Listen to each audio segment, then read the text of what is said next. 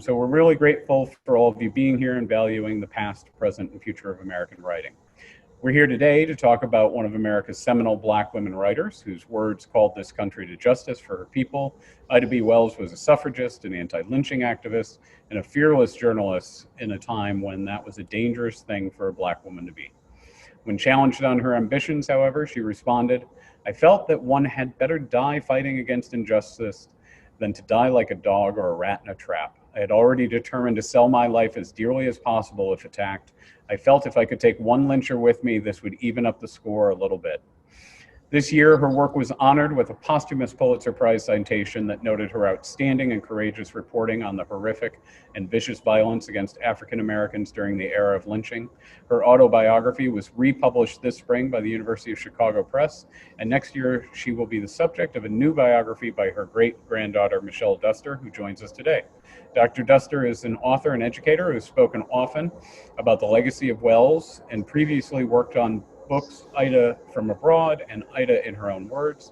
She teaches at Columbia College in Chicago. Welcome, Dr. Duster, and thank you for all you've done to keep your great-grandmother's legacy alive. Oh, thanks for having me, Jerry. This is exciting. Well, we're glad to do this program. We have a number of folks who have joined us, and I thought we could just kind of start out. I have some questions that I want to ask you, and then we'll turn to the audience. One of the first things I kind of wanted to ask you was, your grandmother was the youngest daughter of Ida B. Wells, correct? Right. My grandmother's name was Alfreda Barnett Duster, and Ida B. Wells had 4 children, and my grandmother was her youngest. Okay. And she spent a number of years trying to get the autobiography published. Ida had passed away before she could finish it, and it took a long time to get that first edition published in 1970. Can you talk a little bit about why that was difficult then and why this book is so important now? This is from what I was told, basically from my father, was that my father was one of 5 children of Alfreda's. And so just so people know the family tree, there was Ida B. Wells, who had 4 children. My youngest, her youngest daughter was Alfreda Barnett Duster. Alfreda had 5 children whose all last names are Duster, and my father, Donald, was her middle child. And so from my father, I learned that his mother, Alfreda Barnett Duster, worked on the editing the manuscript for years, even while they were all growing up when they were children. And so can you imagine, trying to juggle raising 5 children with, editing an autobiography. So it took her a really long time to do that. And then from what I understand, in the 1960s is when she finally was able to start basically shopping the idea to get it published. And that was the 1960s of, a lot of civil unrest and racial tension. And so according to my father, it took her a very long time to find a publisher that was willing to publish a book that was about a militant, radical, quote, difficult woman in the middle of a civil uprising. So it took a while. So thank God, University of Chicago decided to do it. And then, with the republishing of it now, with her winning of the posthumous Pulitzer, why do you think people should really delve into this text right now? I mean, it's good, and it's also a little disappointing that a book that was written in 1928, and when she started writing it in 1928 and 1931, she was almost at the end. So we're talking 89 years after Ida B. Wells died. And so for the writing that she did to be relevant today, in a way almost shows how things haven't changed as much as we would hope. But it also ties the past to the present. And I think that's important for people to understand, that what is going on today is a continuum of what was going on, actually, post-slavery, post the Civil War, because my great-grandmother was born in 1862. So her autobiography covers, her childhood, which was during Reconstruction, all the way through the Great Depression. And that was a huge, time, 70 years of our country's history that her life spanned. So I think it just gives people perspective of, we're all descendants of the people who lived before us. So we are all affected by what happened before us. Yeah. And so as someone who grew up with the legacy of Ida B. Wells in your family, from your father and your grandmother, how did it affect you and drive you, or when did you feel the pull to take on the work that you've done to help further the memory of your great grandmother? I mean, it's been a little bit of a sort of long, windy road for me. I never felt any pressure whatsoever, thank God, to follow in anybody's footsteps. In fact, my grandmother and both of my parents were very clear that we, meaning my brothers and I have two brothers, never felt any pressure to be like somebody else or to live up to somebody else's legacy. They were very encouraging of us having our own accomplishments and our own sense of identity. And so my journey has been based on my own personal interest. And I think it started in college when I went to Dartmouth College in New Hampshire, and I grew up on the south side of Chicago. And so the difference between those two environments were fairly vast. And it was the first time in my life that I had been in the minority, honestly. And so it was a big adjustment for me to be in an environment where I was one of the few that looked like me. And I had a lot of situations where I felt that my right to be there was questioned, and who I was and what I represented was misunderstood. And so it made me think that there's a power in narrative, because people were making assumptions about me before they even met me. And I felt like, where are they getting this from? And so I concluded it was from the media, and a lot of other kinds of materials that people read about the South Side of Chicago or read about Black people. And so I was like, I need to do something to change this narrative, because it was very damaging. And I think, until we have a situation where there is truth, and reality is represented in a way that is representative of the whole story of African Americans, specifically because that affects me, then we're going to continue having these problems that we have in our country. Right. And now you're a writer yourself, and when you read Ida B. Wells's work, what impacts you the most about her writing? What strikes me the most about her writing, one is that it's extremely descriptive. She paints a picture with her words, and so you can imagine what was happening based on how she wrote. It's really very skillful. And the other thing that I found very interesting when it comes to tactics is how she used the writing of other people to incriminate them. So it wasn't even that she's saying things about other people. She was like, it was almost like today where people would do a screenshot of somebody's, Twitter or Facebook page and use it and say, well, this is what they said. So she wasn't even paraphrasing what people said. She was reprinting what other people said. And so I thought that was a really interesting technique that she used to build her case. And she used writing, I felt like it was almost like she was building a legal case. And she used people's own work as evidence. Yeah, and I mean, she's such a journalist and so focused on the facts, as you're saying, like using other people's words, using statistics, really making strong case and argument. It is really fascinating.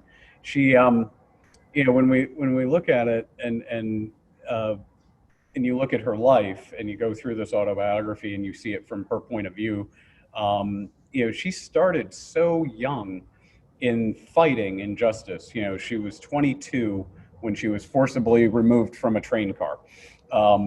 and said that the separate but equal accommodations they wanted to provide for her wasn't enough. So, you know, she took that to court. And so, like as you're saying, she really started fighting as a lawyer almost, because she found a lawyer. She said, "This is my case," and she took it to court, and she won until the state Supreme Court overruled it, of course, a few years later. You know, I can definitely see that. How do you think some of that effort on her part as a really young woman, as a teacher at this point in her life, really, and that was her focus, was to be a teacher then.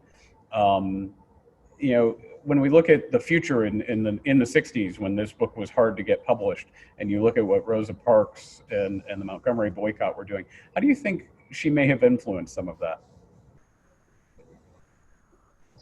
I can only guess, because I mean, you know, the autobiography was published in 1970, so that was after, you know, a lot of the activities that were taking place in the 1950s and 60s. So I'm not sure Yeah. how much those people in that time frame knew about Ida B. Wells, because she was unfortunately sort of obscure, and kind of erased from history from the time that she died until the 1970.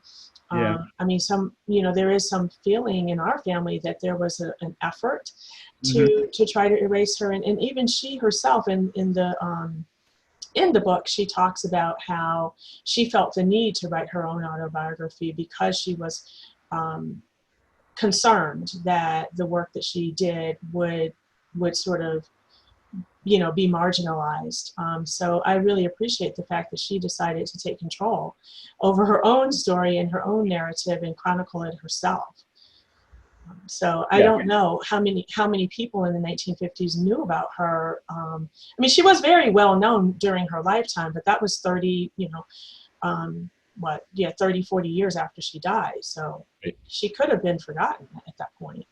Yeah, it is hard to say, and it's just so interesting that, you know, the parallels there, the fact that she fought so hard for these things and for so long, and was so well known in her era, and to almost be erased in some level. I think, you know, the story that was a part of the either the introduction or within the text of this is that she says that a young girl said, "I knew you were important. Someone told me I should," you know, she wanted to use Ida B. Wells as an example, but she didn't know why Ida B. Wells was important. She just knew the name was important. So it is, you know, like you said, sort of tragic that there's this intervening time when some of that was so lost. Um, I mean, when we look at her and kind of going through the biography and really looking, you know, she becomes a writer partly because, you know, she's so focused on justice. She starts writing as well as teaching, and she writes an article about the, you know, failure of the school system to be separate but equal, and saying that what the African American children are being taught in is not substantial enough, and that loses her job, so she becomes a full-time writer. Mhm. Do you think it's important that someone, you know, that happened, that she really just had no option but to really focus on her writing? Yeah, I mean, I do believe that sometimes circumstances create a person's life journey more so than them having some kind of, you know, step-by-step plan on how they're going to live their lives. And so, yes, I mean, I think the fact that she lost her job as a teacher put her in a position where she had to make a decision on how she was going to make a living. And she, in her autobiography, made it clear that she enjoyed journalism much more than teaching. And so she made the decision to just go full force, put all of her effort and energy into, she actually co-owned the newspaper. And so she put all of her energy into building that as a business. So she was very aggressive about soliciting subscriptions for the newspaper in order to generate revenue. And she wouldn't have been able to do that if she were still teaching full time. So it kind of freed up her time, and it made her make a choice. And so she chose to just dive in full force with the, building up the newspaper.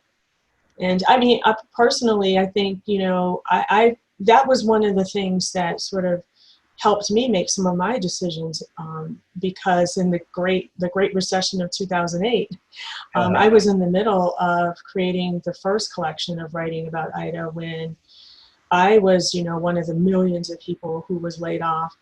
And when I thought about my great-grandmother's journey, I kind of was like, well, she did it, I can do it. So I put all of my energy into finishing the book and promoting it based on, how she did the same thing.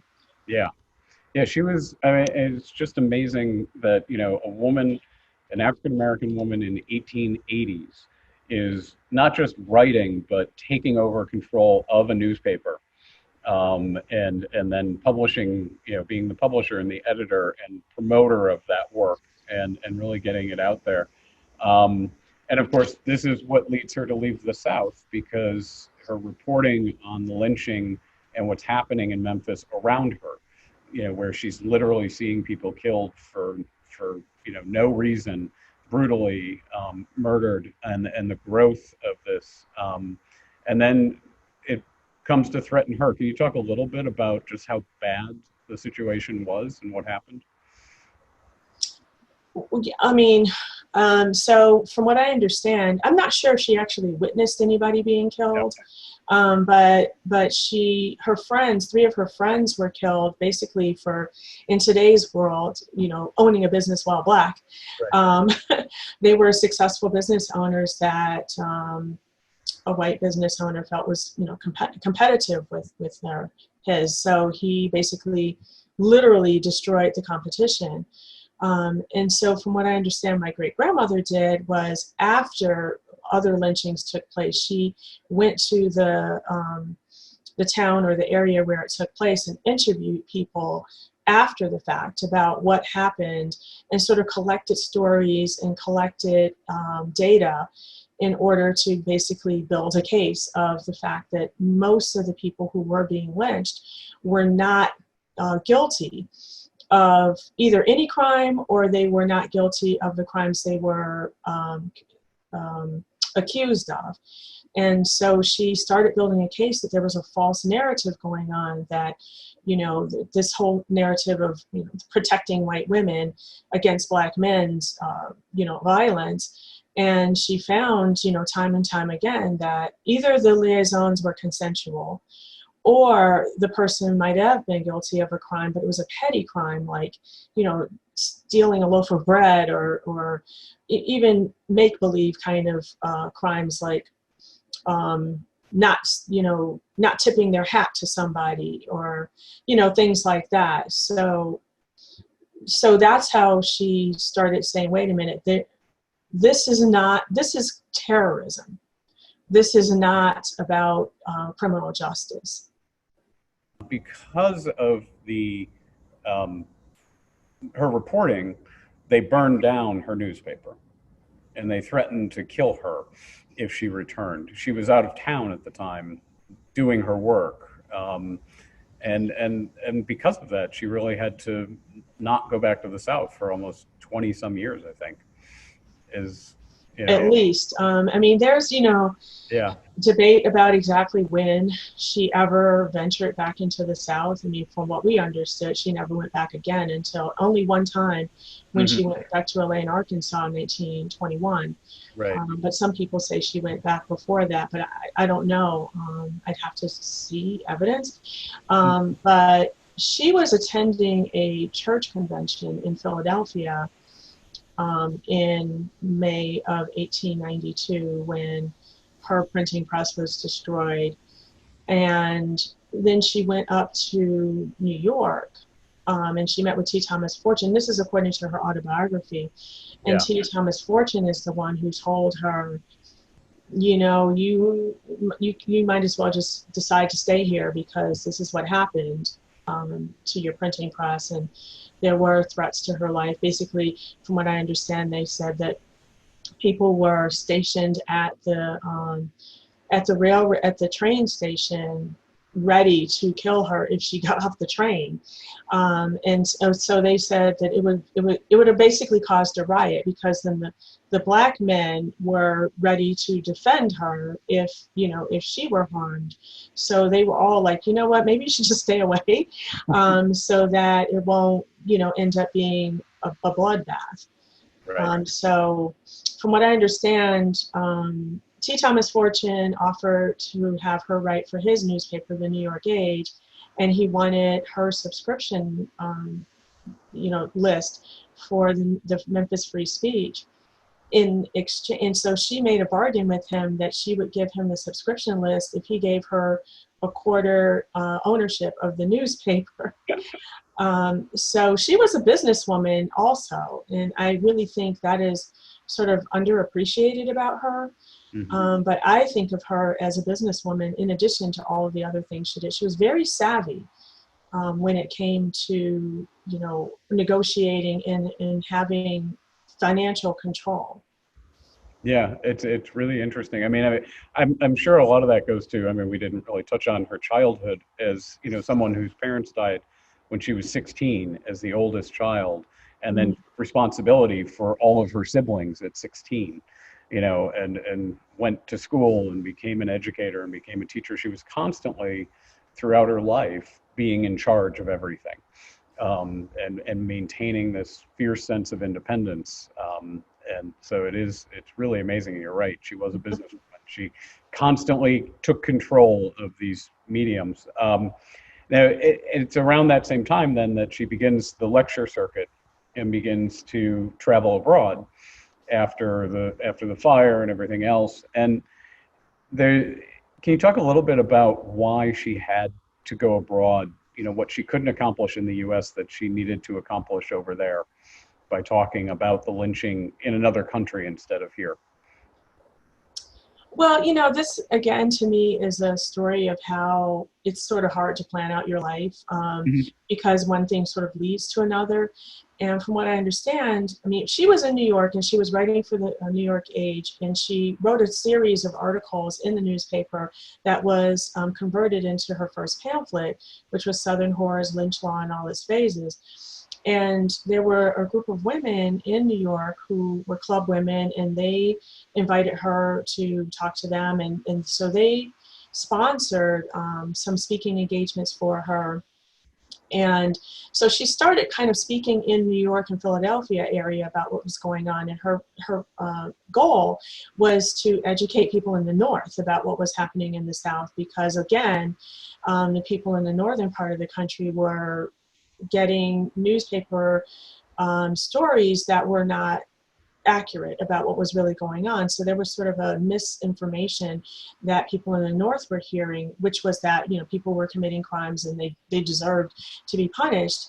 And so she was like, no, that's not what's really going on here. And at one of the lectures that she gave, there was a woman named Catherine Empey, who was from Britain, who heard her speech. Mhm. And Catherine Empey was part of a group called the Society for the Brotherhood of Man in England, or in the United Kingdom, that was about like civil rights for minorities, because they were kind of focusing on India a little bit. Yeah. And so she wrote an article about what Ida wrote, or what Ida said, and another woman named Isabel Mayo read the article in Scotland.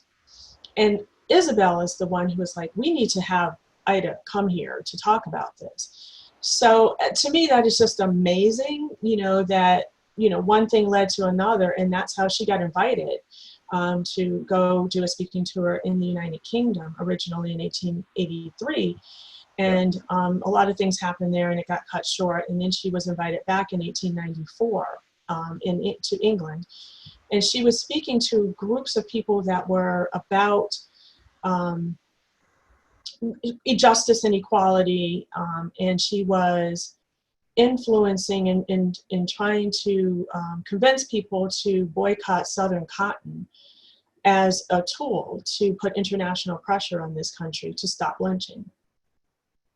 Yeah, and I think that was, again, when you talk about the business aspect of her, it was really that, there was, you know, she was having trouble being heard in the white audiences because the white papers were not carrying what she was writing about. And then Not at all. she gets to England, and there's a white audience that's willing to listen to her. And it's not just that they're willing to listen to her, but that there's that economic impact that, you know, the South needs the cotton sales to England and all of its colonies, and it's a huge part of the Southern economic power. And if you upset those people enough and they don't want to deal with the South because of what they're hearing, then she's having much more of an impact even over there than she could have in the U.S., which I think was fascinating, that it came to that you know, she had to go abroad to be heard back in her own country. Well, yeah, I mean, and it was a dynamic of sort of international shame. As well, and it was equivalent to, right now we have, you know, sanctions against different countries in order to put pressure on them to, you know, do certain things. And so that's what she was doing. She was literally trying to institute like sanctions, economic, you know, kind of sanctions on the United States in order to make a difference, because she realized that, I mean, and there are, you know, several comments that she made that the only thing that matters when it comes to making change is economic, you know, power. And that was even evident when she was in Memphis and encouraged people to boycott these streetcars and white-owned businesses, because her attitude was like, well, you know, we can't appeal to their conscience, so let's appeal to their pocket. Yeah. And the interestingly, you know, when we were, you know, when she was in this phase, she met Frederick Douglass, and as she came back from England, and I think it was, you know, it's 1893, as you had said, she was over there and she was working, and the World's Columbia Exposition was going on here, and it was another example of people trying to downplay the significance of the African American. You know, there was no reference to the African American involvement in the building of this country, and so, you know, they really, you know, she and Frederick Douglass and some others, but she did most of the work, put out this pamphlet that, you know, they were able at least to use Frederick's position in the Haitian pavilion. So again, that sort of, you know, international connection point. They couldn't get a place of their own within the exhibits, but the country of Haiti built a pavilion and had Frederick there every day, and then she was a part of that. So can you talk a little bit about what that was and the impact that had on her?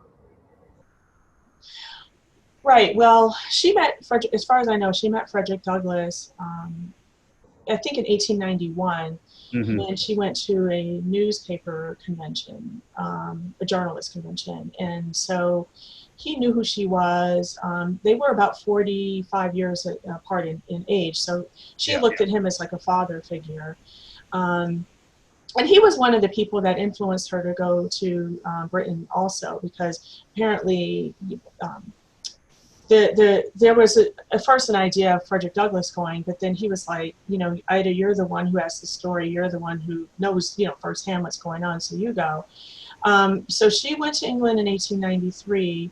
And then that actually influenced her even more to get involved with the pamphlet. Frederick Douglass invited her to come to Chicago to work on the pamphlet. He had told her that he was going to raise the funds for the production of the pamphlet. And so she was like, okay, you do that, and I'm going to go to England for this speaking tour, and then when I get back, we'll get this done. And when she got back, that he had not been able to raise the funds.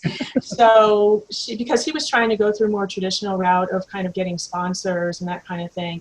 And so basically she did what today would be considered crowdfunding, and went to churches, to women's groups in churches, and just made appeals and raised the money, you know, pass the hat kind of thing, and raised the money. So not only did she raise most of the money for the pamphlet, but she also edited it. Frederick Douglass, Irvine Garland Penn, and Ferdinand Barnett, and my great-grandmother, Ida B. Wells, ultimately Barnett, were the four contributors to the pamphlet. And when she went to England, she was, interacting with a lot of people there who she realized didn't know as much information about what was going on in this country as she was hoping. And so she was obviously educating them. But that gave her even more enthusiasm for participating in the World's Fair, because she felt that this is the world coming to Chicago, and what better way to educate the entire world about what's going on in this country than to participate at the World's Fair. Frederick Douglass was part of the Haitian Pavilion because he was what was considered by today's world an ambassador to Haiti at the time. And so the country of Haiti asked him to participate in the Haitian Pavilion, which if you think about, that is pretty nuts, that it took another country to have him participate versus his own country. Frederick Douglass, who was one of the most famous people of his day, wasn't even able to represent his own country at, within the World's Fair. So Ida stood outside of the Haitian Pavilion every day for several months handing out the pamphlet. And from what I understand, they printed about 20,000 copies of the pamphlet, and I think distributed around 10,000 at the fair. Yeah, it's amazing. We had an exhibit here on Frederick Douglass in 2018, 2019. We recently put it online, and it was, that was a focus of it was sort of the latter years of Douglass. And so, that was right before he passed away. And we had a copy of the pamphlet here that we had printed up, because it's not in print anymore, which is a real shame, because it's an amazing piece of work. We say pamphlet, but it's 96 pages long and just incredibly dense in the arguments and the writing, and most of it's her. And it was just an amazing piece. And to think that, that brought her here, and really that's what made her a part of Chicago at that point. Chicago became her home after that. Right, because she met Ferdinand Barnett, who was one of the contributors of the pamphlet, who ultimately ended up being her husband and my great-grandfather. And he was actually more than Ida's husband. He was an attorney, a very successful attorney. He actually ended up being an assistant state's attorney for the state of Illinois. Yeah. And he also owned the Conservator newspaper. So he was very, very accomplished on his own. I do want to say that the first book that I created was Ida in Her Own Words, which was Ida's section of the pamphlet that was distributed at the World's Fair.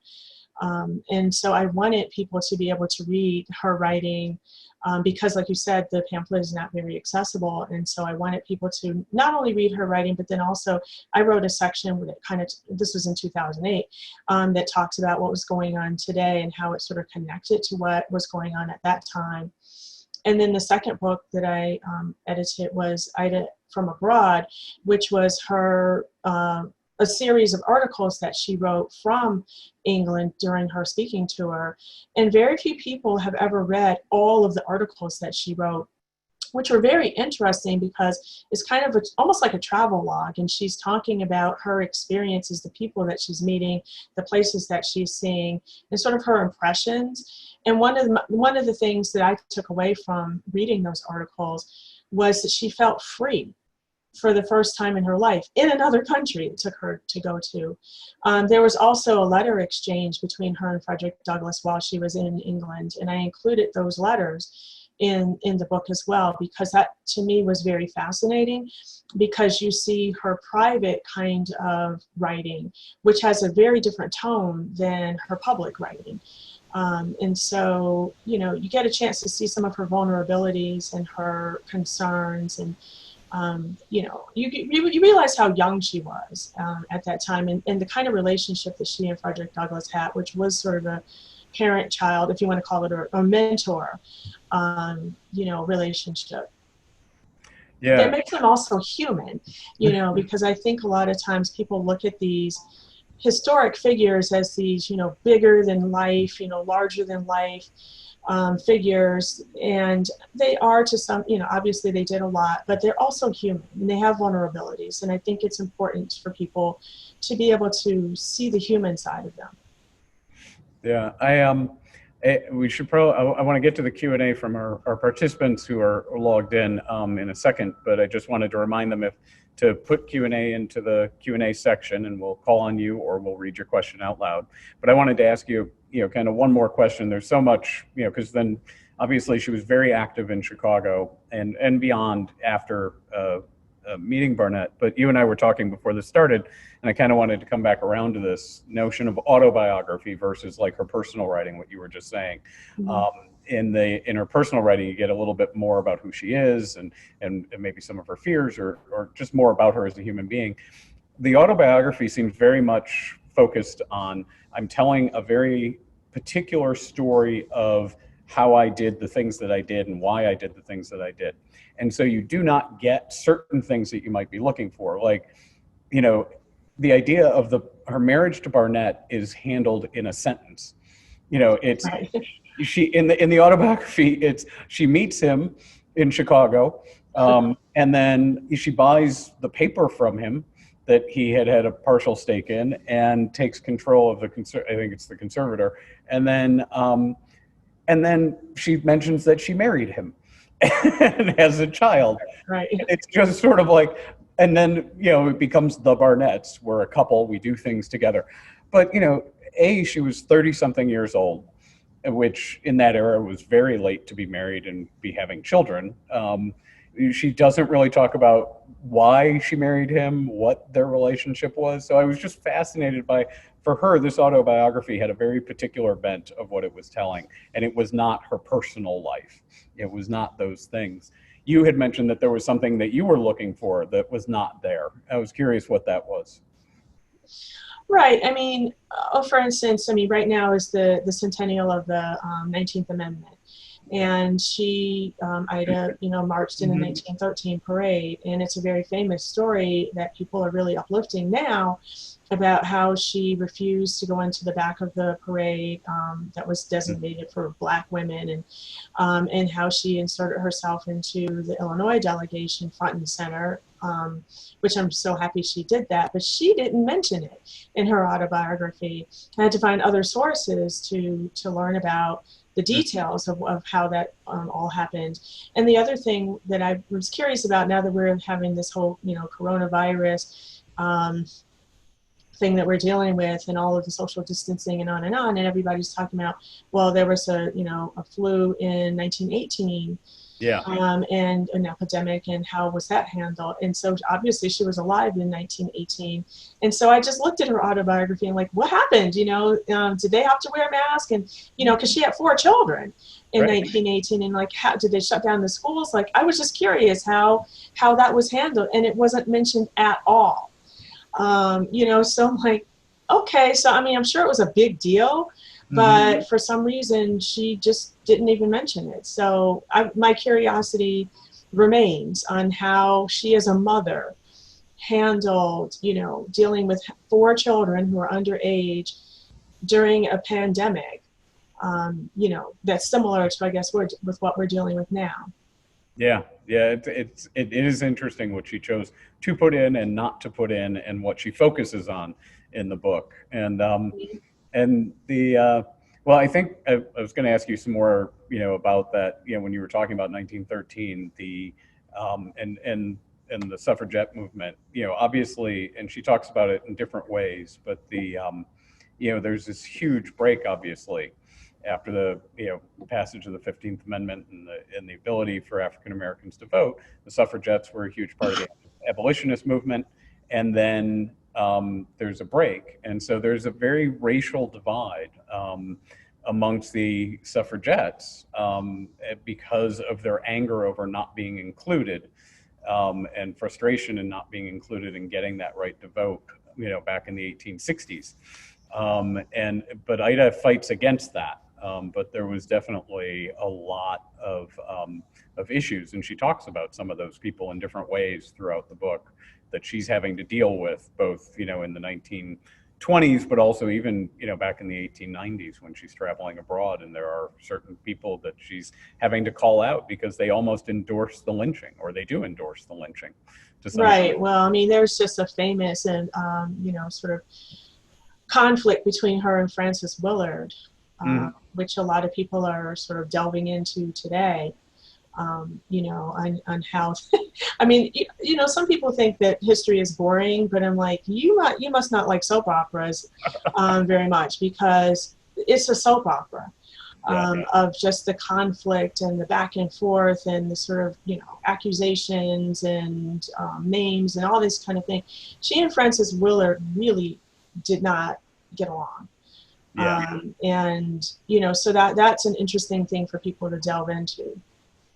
And it's Yeah. a question of allyship between, white women and black women. I mean, because Frances Willard had a really huge platform, and Ida asked her if she could use her platform to speak up against lynching. Because there were like 200,000, members of the Temperance Association, and Frances Willard really didn't agree, to use her platform in that way. And so Ida really called her out on that. Yeah.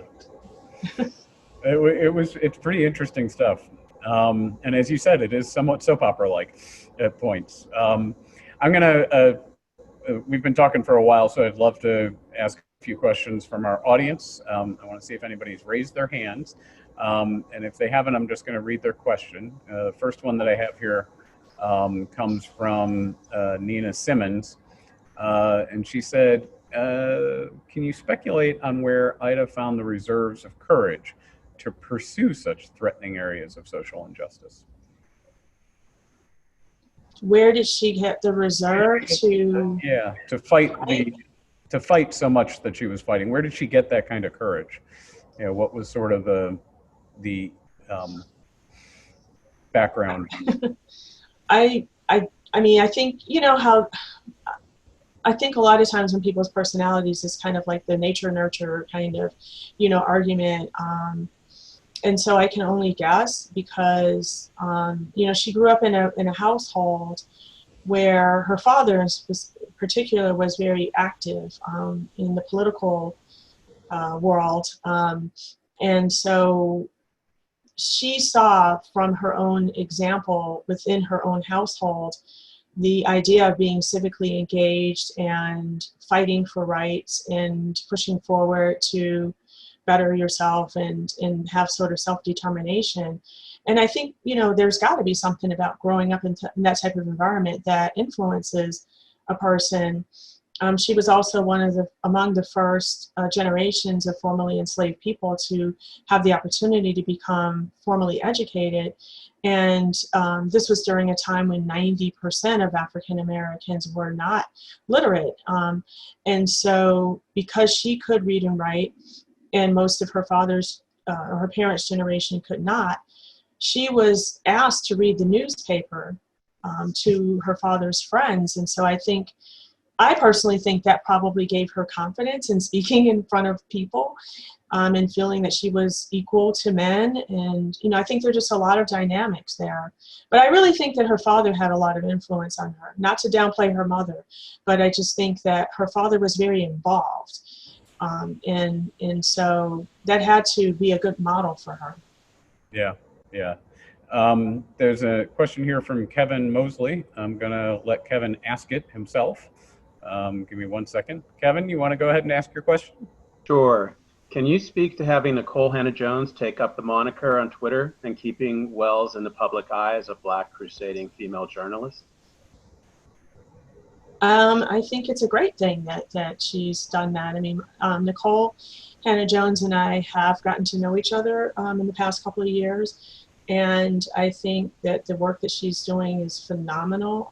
I think she's very brave. I mean, I don't even understand. I don't know where she gets her reserve from to deal with some of the backlash and the criticism that she has experienced in the last year. It's mind-boggling to me.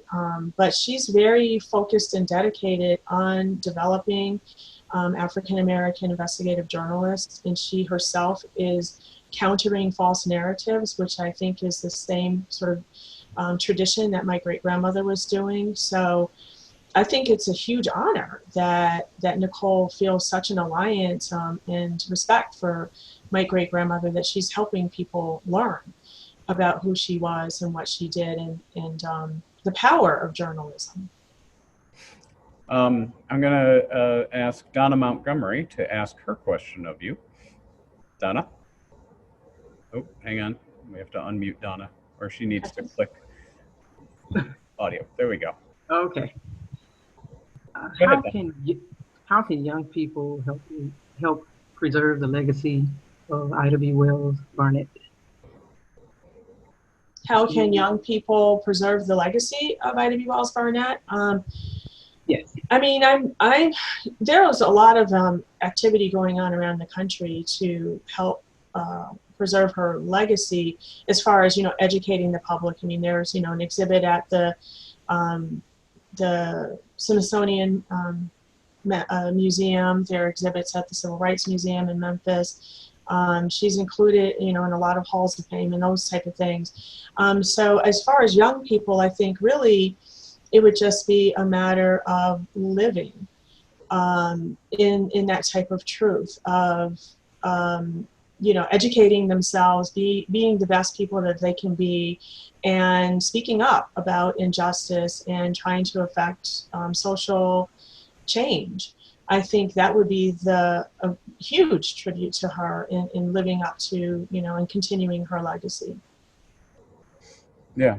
I'm going to see if we can get Sharon Alter to ask her question. She's in the audience. Give us 1 second. And Sharon, why don't you ask your question? Michelle, I don't know if you remember me. We were serving on the board at the same time of the Chicago Area Women's History Council years ago. Let me revise the question a little bit that I wrote. First of all, congratulations on both Ida B. Wells' street name in Chicago, your introduction to the new edition of the autobiography, and your great-grandmother's Pulitzer Prize.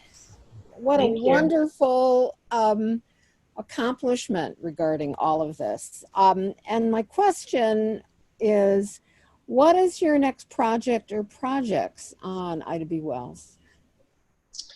Well, I've been working on a monument project here in Chicago since 2008. So literally half of my life.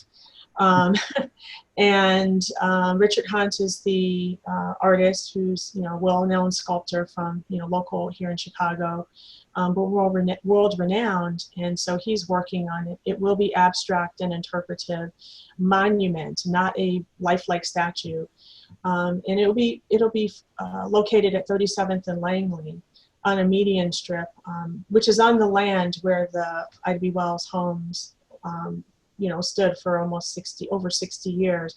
So if everything goes right, it will be installed sometime in 2020.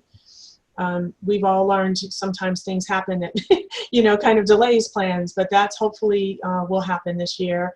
And then I'm working on a book about the life and legacy of my great-grandmother, which is called Ida B. the Queen.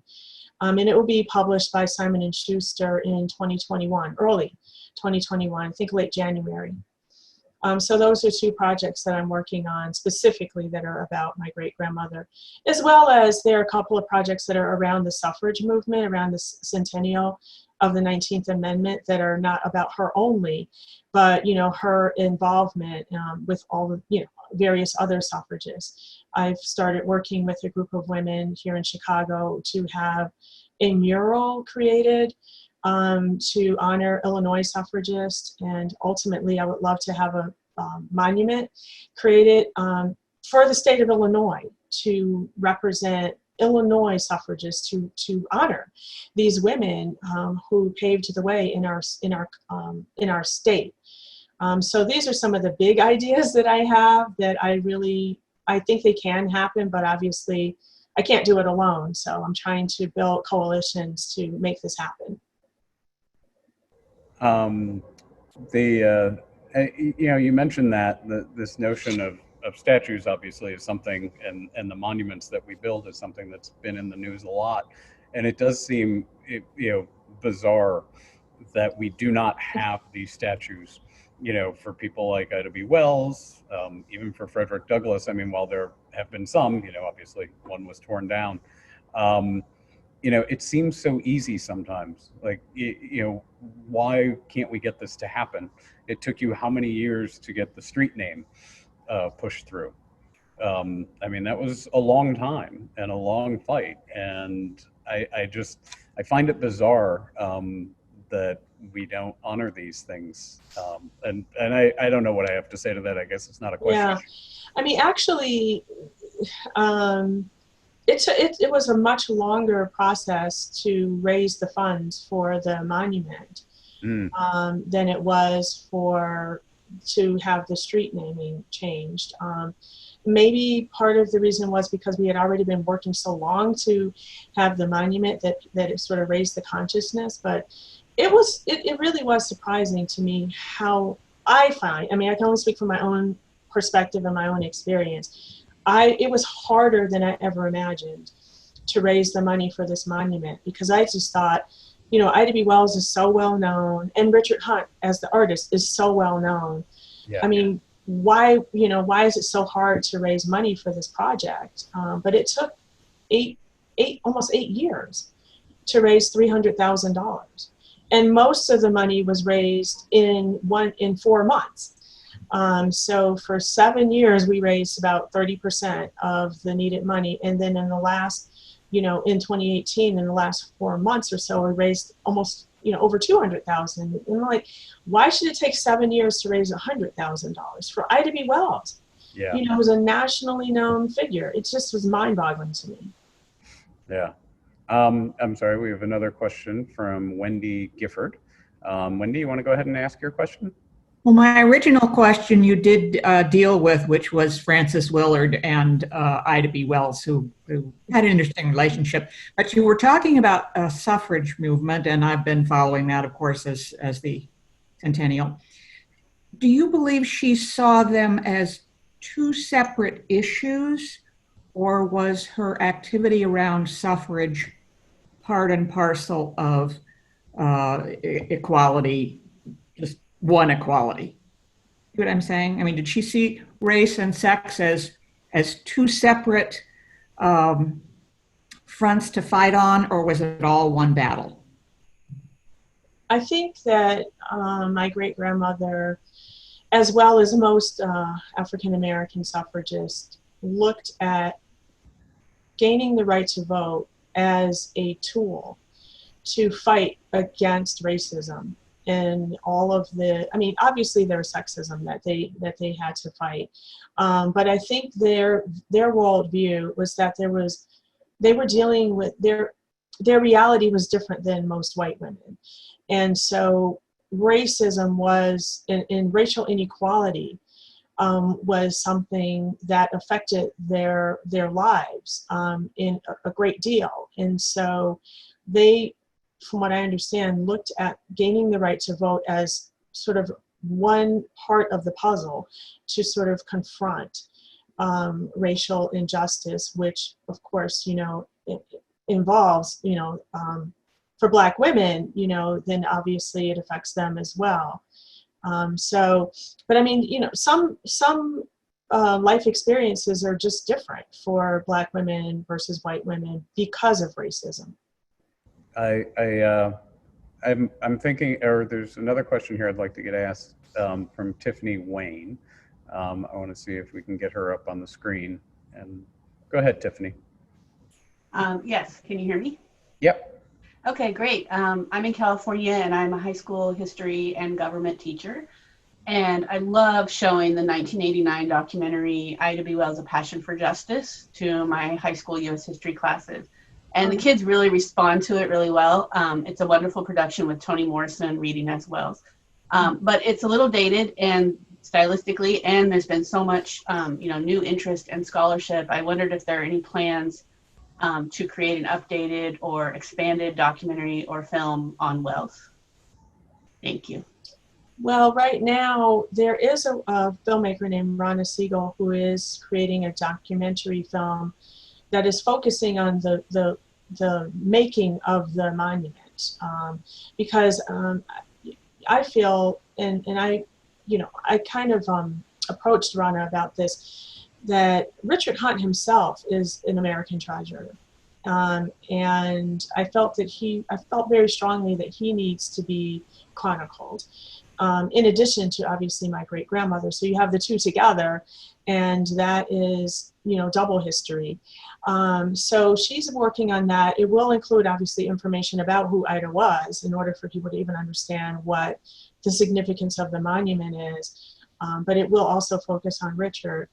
And then there are some filmmakers that are, you know, expressing interest in creating other films about Ida. So nothing is you know, nothing's been really finalized, but there is a lot of interest. Yeah, I'm surprised that there have not been more works on film or anything, you know, when you've got such an amazing story. And maybe now is the time and it'll happen. I think we got time for maybe one more question. Bonagine, I'm sorry if I mispronounced your name. I think go right ahead and ask your question. Hi, thanks. Hi, Michelle. Hi, Jean. I actually know Michelle, so I'm very excited to be watching her talk about this legacy that has been part of my teaching for many years. And I first want to thank you for ensuring that this legacy of your great-grandmother, of this story, of this piece of history is in the world, because it's so important to our current times to remember this history. With that said, I want to know, how can we and how can I help you continue to make sure this legacy lives on and that we can grow it into the change that Ida did see for the future of the African-American people and people in general? Oh, wow, that's a lot. I mean, I think, you know, I mean, I've been working on this monument project, like I said, for 12 years.